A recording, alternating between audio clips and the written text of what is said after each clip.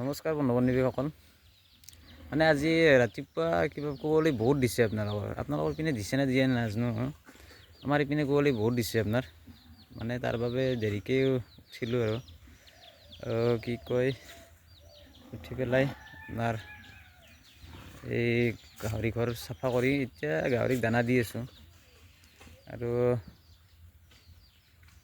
গাহৰিবিলাকে দানা খাই আছে এতিয়া। আপোনাৰ চাবচোন, এইটো এটা চাওক, দানা খাই আছে।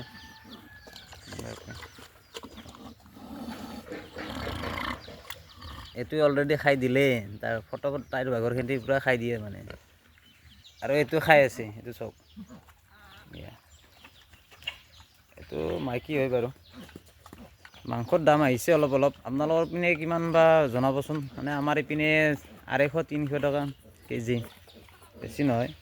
মোটামুটি 15 দিনমান হ'ল আৰু, মানে জানুৱাৰী মাহ আহিছে কাৰণে অলপ দাম বাঢ়িছে চাগে। আপোনালোকৰ পিনে কিমান জনাই দিবচোন। আৰু এইটো পোৱালি আপোনালোকক লাগে যদি কমেণ্টত জনাবচোন। এইটো বেলেগ বস্তু, এইটো দেখিছেনে?